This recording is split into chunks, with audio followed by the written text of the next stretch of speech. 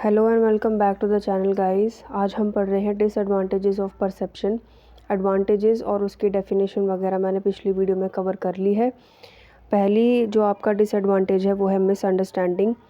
मतलब different perception can lead to misunderstanding and conflicts between people. माने कि जो अलग अलग आपकी परसेप्शन है, अलग अलग जो सोच विचार हैं, वो मिसअंडरस्टैंडिंग की तरफ लीड कर सकते हैं और लोगों के बीच में लड़ाई पैदा हो सकती है। ठीक है। दूसरा डिसएडवांटेज क्या है? बायस्ड। बायस्ड माने भेदभाव करना। तो परसेप्शन कैन बी बायस्ड। आपकी जो सोच विचार है वो आपके बायस्ड हो सकते हैं। ठीक है, भेदभावी हो सकते हैं। Causing individuals to form judgement, जिसकी वजह से जो एक इंसान होता है वो अपना जजमेंट बनाता है। किसके बेस पर? बेस्ड ऑन पर्सनल एक्सपीरियंसेस और प्री कन्विंस्ड नोशन। मतलब कि जो आप पहले से ही मान कर बैठे हो वो, और जो आपके पर्सनल एक्सपीरियंस है उसके बेस पर आप क्या बना देते हो? जजमेंट बना देते हो, जिसकी वजह से जो आपके परसेप्शन होते हैं दूसरे इंसान के बारे में वो बायस्ड हो जाते हैं, भेदभावी हो जाते हैं। थर्ड आता है incomplete information.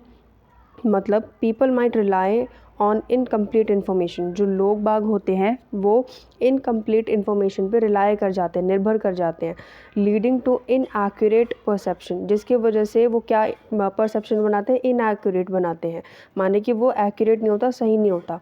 Perception of situation और इंडिविजुअल, किसी इंसान के लिए वो गलत वो बना देते हैं, परसेप्शन बना देते हैं। ठीक है, अगर उनके पास में इनकम्प्लीट इन्फॉर्मेशन होती है तो। ठीक है। फिर चौथा आता है स्टीरियोटाइपिंग। स्टीरियोटाइपिंग मतलब perception can contribute to stereotyping where individual make assumption about other. माने कि ये एक ऐसा स्टीरियोटाइपिंग प्रोसेस होता है जिसके अंदर जो इंडिविजुअल होता है वो पहले से ही एक इंसान के बारे में अजम्पशन बना लेता है जो कि सोसाइटी की तरफ से सेटअप है। स्टीरियोटाइपिंग किसको कहते हैं? वो स्टैंडर्ड जो कि सोसाइटी ने सेटअप करे हैं। अगर वो नहीं उस पर उतर पाता तो क्या बन जाता है? उसका गलत परसेप्शन बन जाता है। अगर वो उतर जाता है तो सही परसेप्शन बन जाता है। ठीक है। फिफ्थ वाला है कम्युनिकेशन बैरियर। माने कि अगर मिस परसेप्शन किसी इंसान के बारे में बना हुआ है तो उसकी वजह से क्या बन जाता है? एक कम्युनिकेशन बैरियर बन जाता है। माने कि हम उसको सही से अंडरस्टैंड नहीं कर पाते इंसान को, और उसकी वजह से हम उससे बात भी नहीं कर पाते, जिसकी वजह से क्या आ जाता है? कम्युनिकेशन बैरियर आ जाता है। फिर दे रखा है आपको फैक्टर्स अफेक्टिंग परसेप्शन। माने कि कौन कौन से ऐसे फैक्टर्स हैं जिसकी वजह से आपका जो परसेप्शन है वो अफेक्ट होता है। माने कि परसेप्शन कैसे नेगेटिव बनेगा या पॉजिटिव बनेगा, ऐसे फैक्टर आपको बताने हैं। तो सबसे पहला आता है पास्ट एक्सपीरियंस। पास्ट एक्सपीरियंस क्या होता है कि आपके सपोज़ करो एक इंडिविजुअल है और उसके साथ में पास्ट में कुछ आपका और उनका रिलेशन सही नहीं रहा, तो उसकी वजह से जो परसेप्शन बनेगी, अगर सही नहीं रहा है तो नेगेटिव बनेगी, अगर अच्छा रहा है तो पॉजिटिव परसेप्शन बनेगी। ठीक है। तो पास्ट एक्सपीरियंस आपका वही होता है। तो प्रीवियस लाइफ एक्सपीरियंसेस, जो आपके प्रीवियस लाइफ का जो एक्सपीरियंस है वो शेप करता है कि आप एक इंडिविजुअल को कैसे देखते हो। ठीक है। न्यू सिचुएशन में आप उस इंडिविजुअल को कैसे देखते हो। दूसरा आता है कल्चरल बैकग्राउंड, कि वो किस कल्चर से बिलोंग करता है, उससे भी लोग बाग इन्फ्लुएंस होते हैं और लोगों के बारे में अंडरस्टैंड करते हैं, उनकी चीज़ों को इंटरप्रेट करते हैं। ठीक है। सपोज़ करो कोई अगर नीचे कास्ट वाला है तो आपके मन के अंदर एक कल्चरल बैकग्राउंड पैदा हो जाएगा जिसकी वजह से आप उसको नेगेटिव वे में लोगे। अगर इवन दो अगर आपकी अच्छा आप सोचते हो कि कास्ट डिफरेंसेस वगैरह कुछ भी नहीं होता है, तो आपकी जो परसेप्शन बनेगी वो अच्छी बनेगी। इसलिए जो कल्चरल बैकग्राउंड होता है वो भी इम्पॉर्टेंट रहता है जब आप ऑर्गेनाइजेशन लेवल पर बात करते हो तो। ठीक है। थर्ड आता है एक्सपेक्टेशन। प्री एग्जिस्टिंग एक्सपेक्टेशन, माने कि जो पहले से ही आपने सोच कर पहले से ही एक्सपेक्ट करके रखा है, वो भी क्या करता है? शेप करता है कि आप एक इंडिविजुअल को कैसे परसीव कर रहे हो।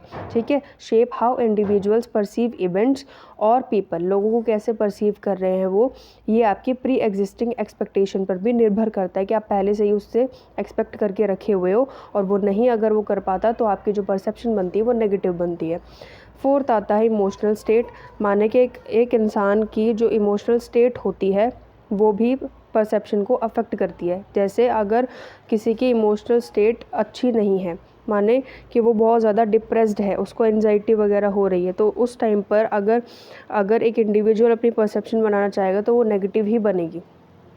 इसीलिए इमोशनल स्टेट भी बहुत ज़्यादा मायने रखता है। 5th आता है social influence, the opinions and behaviour of others, माने कि लोगों के जो ओपिनियन है, सोच है, जो सुझाव वगैरह देते हैं और जो बिहेवियर है दूसरे लोगों का, वो भी अफेक्ट करता है एक इंडिविजुअल के परसेप्शन को। 6th आता है पर्सनल बायसेस, माने कि आपके पर्सनल प्रेफरेंसेस, कि आप क्या क्या चीज़ों को प्रेफर करते हो कि एक इंसान के अंदर, वो भी आप वो उसी से ही आप देखते हो कि आप किसी इंसान को कैसे देखना चाहते हो। ठीक है, तो वो होता है आपका पर्सनल बायसेस। 7 आता है attention and focus, what individual pay attention to और फोकस ऑन, माने कि क्या एक इंसान किसी चीज़ पर अटेंशन दे रहा है और किसी चीज़ पर फोकस कर रहा है, वो चीज़ भी आपको क्या इन्फ्लुएंस कराती है उसकी परसेप्शन के बारे में।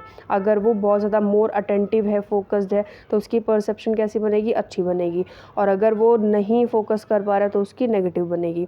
एज एंड मैच्योरिटी, माने कि अगर आप मेरी वीडियो को स्किप करोगे तो मेरी नेगेटिव परसेप्शन बनेगी, और अगर आप मेरी वीडियो को बिना स्किप करे लाइक करते हो, कमेंट करते हो, सब्सक्राइब करते हो, तो मेरे लिए आपकी परसेप्शन अच्छी बनेगी।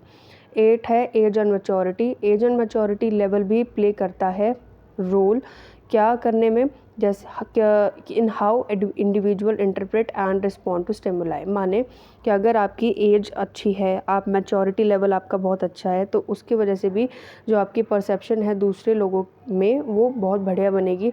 आप दूसरे लोगों को बहुत अच्छी तरीके से जान पाओगे और आप परसेप्शन अच्छी बना पाओगे। अगर मैच्योरिटी लेवल ही नहीं है तो आप कुछ भी नहीं कर सकते हो, आपका दिमाग ही उस लेवल पे मैच्योर नहीं है, तो आप गलत ही परसेप्शन को परसीव करोगे। That's all for today's video. आप लोग मेरे को कम्युनिटी पोस्ट पर भी बता सकते हो कि आपको कैसा लगा, और प्लस जो इम्पोर्टेंट क्वेश्चंस और मेरी जो अपडेट्स आती रहती हैं वो मैं कम्युनिटी गाइडलाइन पर डाल दूँगी। अगर कोई टॉपिक छूट जाता है या आपको कुछ समझ में नहीं आता है, या आप चाहते हो कि मैं किसी और न्यू टॉपिक पर वीडियो डालूँ जो कि यूट्यूब पे आपको नहीं मिल रही है, तो मैं उसकी भी वीडियो डालूँगी। बस मेरे को आप कमेंट करके एक बार बता देना। प्लस अगर आपको कुछ भी समझ में नहीं आता है तो आप मेरे को टाइमलाइन के साथ में बता सकते हो, बाकी मैं कोशिश करूँ कि आपको अच्छे से समझाऊँ। That's all. अब मिलते हैं अपनी नेक्स्ट वीडियो में।